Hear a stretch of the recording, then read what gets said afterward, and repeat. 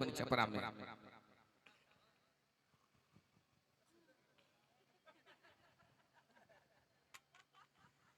तपेसर भाई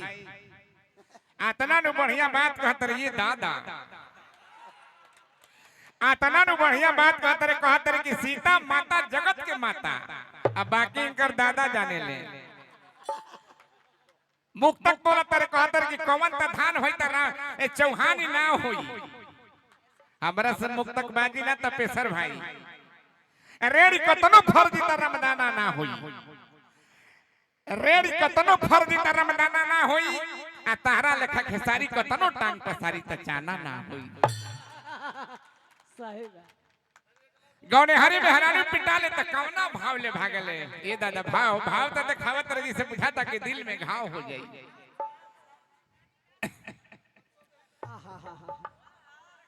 गौने हरी में हरानी भागत दिया हां जी तपेसर भाई देखो पियकड़ का नशा बाजार में ना होखे ना पियकड़ का नशा होला कब कि जब घरे मेहरानू के देखेले सा टॉप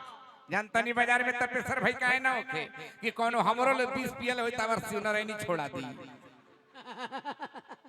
सही बा चंदन बबुआ हां जी चंदन बबुआ विजेंद्र बबुआ गावेले गा दे एक लाइन नु गाई ना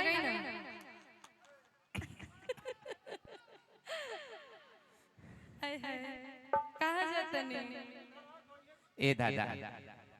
कहां गौने हरी महाराज भागतिया कहतिया कहां जातनी कि अरे हमारा के मारल बड़वे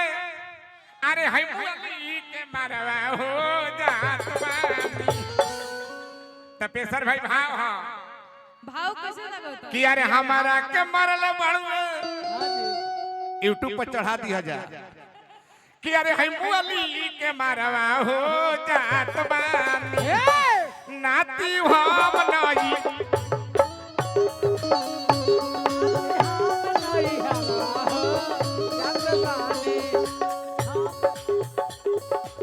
ए तारकेसर भाई आ तोहर बहिनिया हमके देत बड़ी गारी हो देत बड़ी गारी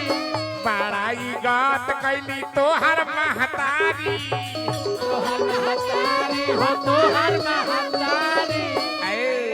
एकरे के नकल के लिए आदरणीय खेसारी लाल जी ट्रेंडिंग स्टार किन्नी के खाई लेती किन्नी के खाई लेती हम जहरवा हो जा तुम्हारी नाती हम नई नाती हम नई हरा हो